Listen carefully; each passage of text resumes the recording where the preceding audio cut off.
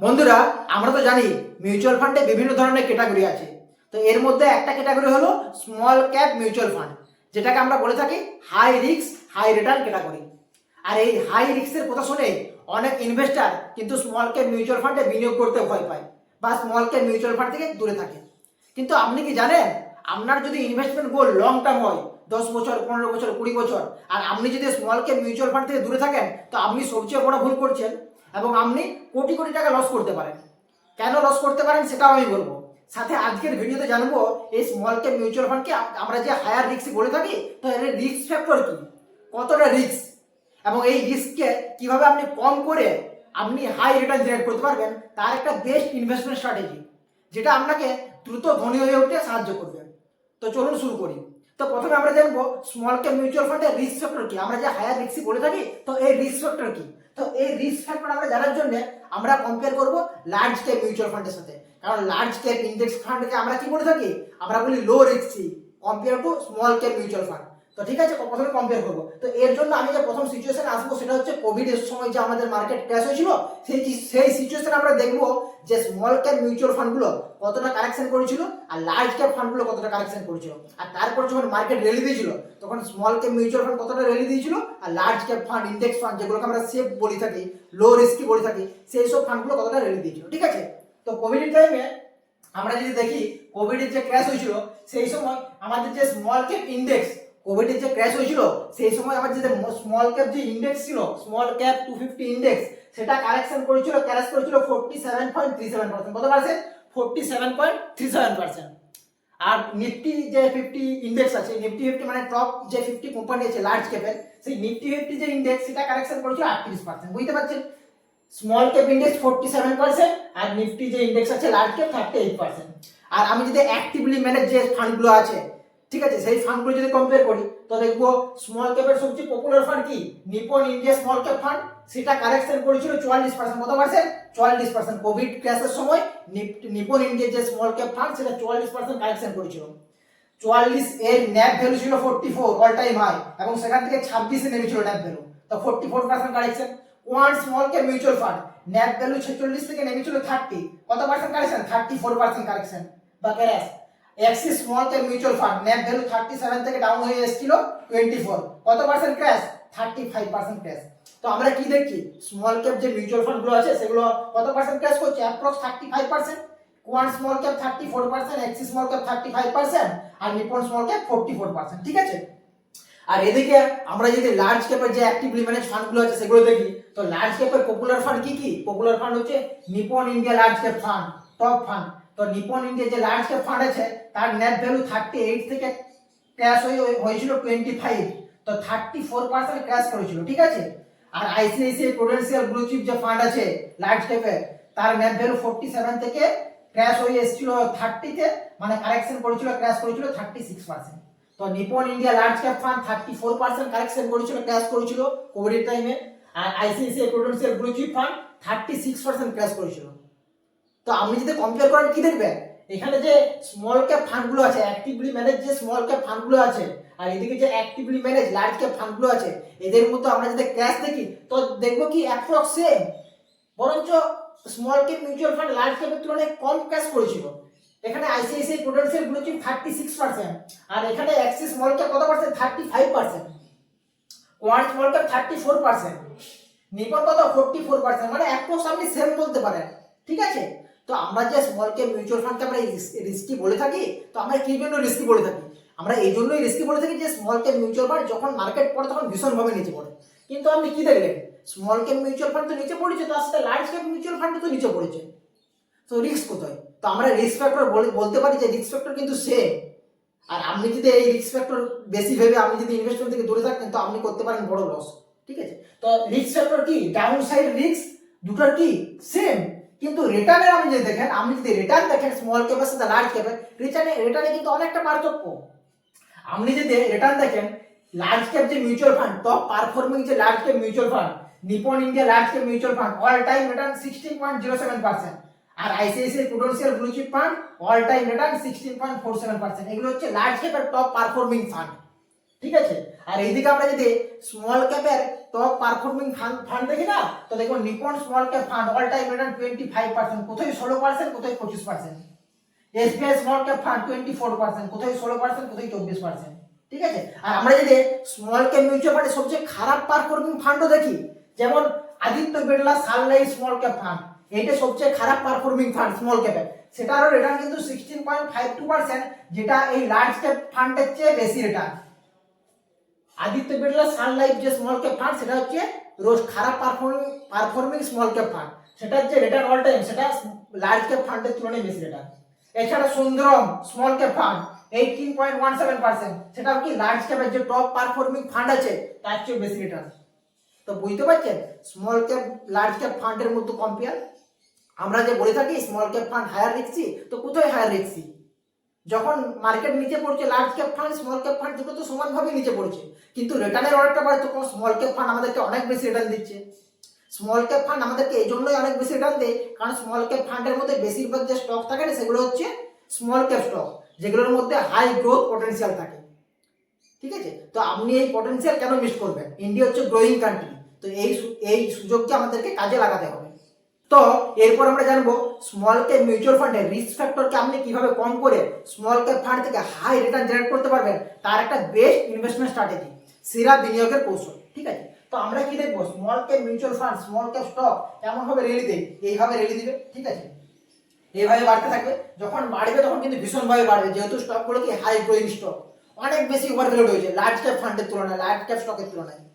আর down side তো আমি দেখলেন, ডাউন সাইড অ্যাপ্রক্সিমেট, কিন্তু যখন বাড়ে মার্কেট যখন রেলি দেয় স্মল ক্যাপ স্টক কিন্তু দুর্দান্ত ভাবে রেলি দেয়, এক বছরে 100% 200% করে একটা স্টক রেলি দিবে, মার্কেট যখন ভালো সেন্টিমেন্ট থাকে, মার্কেটে যখন বুল মার্কেট আসে, তো সেই সময় কিন্তু স্মল ক্যাপ ফান্ডগুলো অনেক বেশি ওভারভ্যালুড হয়ে যায়। তো আমাদেরকে কি করতে হবে, এই যে মার্কেট যে ওভারভ্যালুড হচ্ছে এইসব টপ লেভেলে আমাদের বিনিয়োগ একদম করে চলবে না, এইসব টপ লেভেলে বিনিয়োগ একদম করে চলবে না। এই সময় আপনি খুব কম ইউনিট পাবেন, কারণ ল্যাব ভ্যালু অনেক বেশি হয়ে যায়।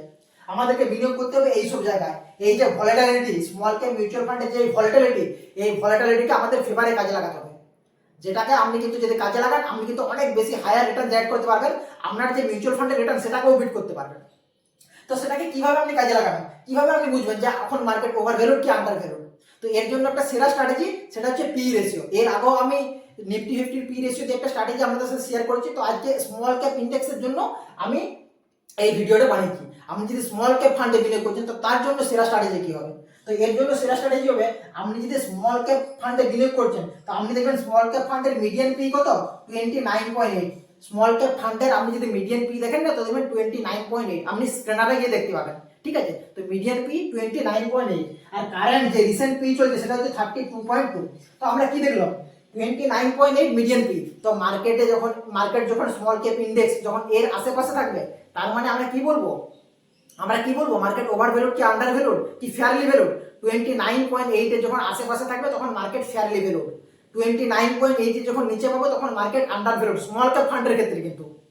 আর যখন 29.8 থেকে অনেক বেশি হবে তখন আমরা কি বলবো ওভার ভ্যালু। তো সেই হিসেবে আমাদেরকে ইনভেস্টমেন্ট প্ল্যানিং করতে হবে। ঠিক আছে, তো এই বিষয়টাকে সহজ করার জন্য আমি আপনাদেরকে একটা লিখে দিয়েছি। ঠিক আছে, এটার থেকে আপনারা খুব ইজিলি আপনাদের ইনভেস্টমেন্ট প্ল্যানিং করতে পারবেন। তো মিডিয়ান পি 29.8, রিসেন্ট পি 32.2। তো আপনারা কি করবেন, এই স্মল ক্যাপ ইন্ডেক্সের পি দেখে আপনারা কি করবেন, মার্কেট যখন স্মল ক্যাপ ইন্ডেক্স পি যখন 25 থেকে 60 এর মধ্যে থাকবে, ঠিক আছে 25 থেকে 60 এর মধ্যে থাকবে, তখন আমরা কিন্তু এসআইপি কন্টিনিউ করবেন। কি করবেন, এসআইপি কন্টিনিউ করবেন যখন 25 থেকে 60 এর মধ্যে পাবেন। যখন স্মল ক্যাপ ইন্ডেক্সের পি 60 এর উপরে চলে যাবে এসআইপি একদম বন্ধ করে দেবেন, এসআইপি একদম করবেন না যখন 60 এর উপরে পি চলে যাবে। ঠিক আছে, ইনভেস্টমেন্ট বন্ধ। 60 এর উপরে পি মানে বুঝতে পারছেন অনেক বেশি ওভার ভ্যালুড, যেটা স্মল ক্যাপ ফান্ডের বেশিরভাগ ক্ষেত্রেই হয়, তো একদম বন্ধ করে দিবেন। যখন নিফটি স্মল ক্যাপ 250 যখন পি স্মল ক্যাপ ইন্ডেক্সের পি 20 থেকে 25 এর মধ্যে পাবেন তখন কিন্তু এসআইপি ইনক্রিজ করবেন, যখন 20 থেকে 25 এর মধ্যে পাবেন তখন এসআইপি ইনক্রিজ করবেন। আর যখন 20 এর নিচে পাবেন তখন তো এসআইপি ইনক্রিজ করবেন, তার সাথে লামসাম বিনিয়োগ করবেন। তো বুঝতে পারলেন? তো কি বললাম আমি, যখন স্মল ক্যাপ ইন্ডেক্সের পি 25 থেকে 60 এর মধ্যে থাকবে তখন আপনি যত নরমাল এসআইপি করছেন, ধরুন আপনি 5,000 টাকা করে বিনিয়োগ করছেন, তো 5,000 টাকা করে বিনিয়োগ কন্টিনিউ করবেন যখন পি 25 থেকে 60 এর মধ্যে থাকবে। ঠিক আছে, তো এখন পি কত 32.2, তো এটা কি 25 থেকে 60 এর মধ্যে, ওই জন্য এসআইপি আমি এখন কন্টিনিউ করবো। যখন পি 60 এর বেশি হয়ে যাবে, যখন স্মল ক্যাপের পি 60 এর বেশি হবে, তখন আপনি এসআইপি বন্ধ করবে, কোনো ইনভেস্টমেন্ট করবেন না স্মল ক্যাপ ফান্ডে। কারণ তখন অনেক বেশি ওভার ভ্যালু হয়ে যায়, আপনি অনেক ইউনিট কম পাবেন, নেট ভ্যালু অনেক বেশি হয়ে যায়। যখন পি 20 থেকে 25 এর মধ্যে আসবে, 25 থেকে 60 এর মধ্যে হলে এসআইপি কন্টিনিউ, 20 থেকে 25 এর মধ্যে যখন আসবে তখন এসআইপি কি করবে, ইনক্রিজ করে দেবেন, এসআইপি অ্যামাউন্ট বাড়িয়ে দেবেন। 5000 টাকা করলে সেখানে 7000 8000 টাকা এসআইপি করবেন, কারণ আপনি এই সময় ইউনিট বেশি বেশি পাবেন, ন্যাব সস্তা হয়ে যায়। আর যখন 20 নিচে পাবেন, 20 নিচে পাবেন মানে মার্কেট আন্ডার ভ্যালুড, অনেক বেশি আপনি সস্তায় পাচ্ছেন, সেই সময় একটু সাহস করে আপনি যদি বিনিয়োগ করেন লামসাম, তো আপনি কিন্তু অনেক বেশি হাই রিটার্ন জেনারেট করতে পারবেন। তো এই স্ট্র্যাটেজি আপনি যদি ফলো করেন না, আপনি কিন্তু মিউচুয়াল ফান্ডের রিটার্নকেও বিট করতে পারবেন। তো আমাদের জন্য আমি 4টে সিচুয়েশন নিয়েছি, এই 4টে কোশ্চেনের আমরা যদি উত্তর দিতে পারি, তা আমি জানবো আপনাদের ধারণাটা ক্লিয়ার হয়ে গেছে। ঠিক আছে, তো প্রথম যে সিচুয়েশন সেটা হচ্ছে 12 জানুয়ারি 2020 সাল, নিফটি যে স্মল ক্যাপ ইন্ডেক্স আছে তার পি চলছিল 116.2, কত 116.2। তো 116.2 মানে কি 60 এর বেশি। তো 60 এর বেশি মানে কি আমি ইনভেস্টমেন্ট বন্ধ করে দেবো, কোনো এসআইপি করবো না, লামসাম তো করবোই না, লামসাম তখনই করবো যখন 20 নিচে আসবে পি। ঠিক আছে, 25 মে 2023 সাল পি কত 18.9। তো 25 মে 2023 সালে স্মল ক্যাপের পি ছিল 18.9। তো 18.9 মানে কি 20 নিচে। তো 20 নিচে পেলে আমি কি করব, এসআইপি তো চলবে, তার সাথে লামসাম বিনিয়োগ করব। ঠিক আছে, 3 নাম্বার যে সিচুয়েশন সেটা হচ্ছে 8 আগস্ট 2022 পি কত 20.4। 20.4 মানে কি 20 থেকে 25 এর মধ্যে। তো 20 থেকে 25 এর মধ্যে হলে কি করব, আমি এসআইপি ইনক্রিজ করব, বুঝতে পারলেন? তো এই সময় আমি এসআইপি বাড়িয়ে দেবো, 5000 করলে 7000 8000 টাকা করে এসআইপি করবো। 22 মে 2020 পি চলছিল 70.7, 70 পি। 70 পি মানে কি 60 এর বেশি। 60 এর বেশি হলে আমি এসআইপি বন্ধ করে দেবো, কোনো ইনভেস্টমেন্ট করবো না স্মল ক্যাপ ফান্ডে। তো এই স্ট্র্যাটেজি আপনি যদি ফলো করেন না, আপনি কিন্তু স্মল ক্যাপ ফান্ড থেকে বেশি রিটার্ন জেনারেট করতে পারবেন। তো এরপর দেখি কিভাবে আপনি স্মল ক্যাপ মিউচুয়াল ফান্ড থেকে দূরে থেকে কোটি কোটি টাকা লস করছেন। তো আমি এক্সাম্পল নেবো দুজন বন্ধুর, একজন হচ্ছে এ, একজন বি। ঠিক আছে, দুজনেই ইনভেস্টমেন্ট করছে, দুজনেই প্রতি মাসে 5000 টাকা করে ইনভেস্টমেন্ট করছে। একজন যে এ সে হচ্ছে কনজারভেটিভ ইনভেস্টর, আর যে বি সে হচ্ছে অ্যাগ্রেসিভ ইনভেস্টর। মানে বি চাই একটু রিটার্ন যেন বেশি আসে, আর এ চাই আমার যেন রিটার্ন কম আসে, অসুবিধা নেই কিন্তু রিস্ক যেন কম হয়। তো সেই চক্করে বিও 5000 টাকা করে বিনিয়োগ করছে, এও 5000 টাকা করে বিনিয়োগ করছে। টাইম পিরিয়ড দুজনেরই 25 বছর, দুজনেরই 25 বছর বিনিয়োগ হচ্ছে। ঠিক আছে, কিন্তু এখানে এ কনজারভেটিভ হওয়ার চক্করে 15% রিটার্ন পাচ্ছে। কত পার্সেন্ট? লং টাইমে 15% রিটার্ন পাচ্ছে, কারণ সে কনজারভেটিভ, সে চায় আমার জন্য রিস্ক কম হয়। আর এদিকে বি সে চায় কি হয়, আমার জন্য রিটার্ন বেশি হয়, ওই জন্য ও 20% রিটার্ন পাচ্ছে। ও একটা অ্যাগ্রেসিভ ইনভেস্টমেন্ট করছে, স্মল ক্যাপ ফান্ডে বেশি বেশি ইনভেস্টমেন্ট করছে। আর এদিকে এ কি করছে, ইন্ডেক্স ফান্ডে বিনিয়োগ করছে, লার্জ ক্যাপ ফান্ডে বিনিয়োগ করছে। কিন্তু দুজনকারই ভিউ কিন্তু লং টার্ম, দুজনকারই ভিউ লং টার্ম। তো এখানে এ এর যে টাকা হচ্ছে, দুজনেরই ইনভেস্টেড অ্যামাউন্ট হচ্ছে 15 লাখ টাকা। এও 15 লাখ টাকা ইনভেস্ট করছে, বিও 15 লাখ টাকা ইনভেস্ট করছে। কিন্তু টোটাল যে ভ্যালু হচ্ছে না, এ যে কনজারভেটিভ ইনভেস্টর, সে যে ভাবছে যে আমি রিস্ক কম নেবো, তার যে টোটাল ভ্যালু হচ্ছে সেটা হচ্ছে 1.37 সিআর, 1,30,00,000 টাকার মতো। আর বি যে একটু রিস্ক নিয়ে ইনভেস্টমেন্ট করছে অ্যাগ্রেসিভ, তার যে ভ্যালু হচ্ছে সেটা হচ্ছে 3.13 সিআর। মানে এর ভ্যালু 1.37 আর এর ভ্যালু 3.17 সিআর। কোথায় 1,37,00,000 আর 3,13,00,000, 2 কোটি টাকার মতো লস হয়ে যাচ্ছে।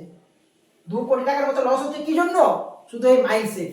এ কি করছে, এ কনজারভেটিভ হতে চাইছে, আর বি কি চাইছে যে আমি একটু অ্যাগ্রেসিভ ইনভেস্টমেন্ট করব কিন্তু যেন রিটার্ন বেশি পাই। কিন্তু এ যে চাইছে আমি রিস্ক কম নেবো, অলরেডি রিস্ক কিন্তু সেম। আমি তো দেখালাম আপনাদেরকে, লার্জ ক্যাপ ফান্ড ইন্ডেক্স ফান্ডের রিস্ক স্মল ক্যাপ ফান্ডের বরাবর, ততটাই ভোলেটাইল। মার্কেট যখন ক্র্যাশ করে, লার্জ ক্যাপ ফান্ডও কিন্তু ভীষণভাবে ক্র্যাশ করে, স্মল ক্যাপ ফান্ড যেমন ক্র্যাশ করে। তো রিস্ক তো সেম হলো, কিন্তু রিটার্ন এই কম পেয়ে যাচ্ছে। তো বুঝতে পারলেন, একটু অ্যাগ্রেসিভ যদি ইনভেস্টমেন্ট করেন, আপনি কিন্তু অনেক বেশি রিটার্ন পাবেন এবং কোটি কোটি টাকা আপনি এক্সট্রা জেনারেট করতে পারবেন এবং হায়ার রিটার্ন জেনারেট করতে পারবেন। তো আজকের এই ভিডিওটা আপনাদের কেমন লাগলো? যদি ভালো লাগে, ইনফরমেটিভ মনে হয়, অবশ্যই একটা লাইক করে দিন, আর চ্যানেল নতুন হলে অবশ্যই চ্যানেলটাকে সাবস্ক্রাইব করে রাখুন। চলুন দেখা হবে নেক্সট ভিডিওতে। আমাদের সকলকে ধন্যবাদ।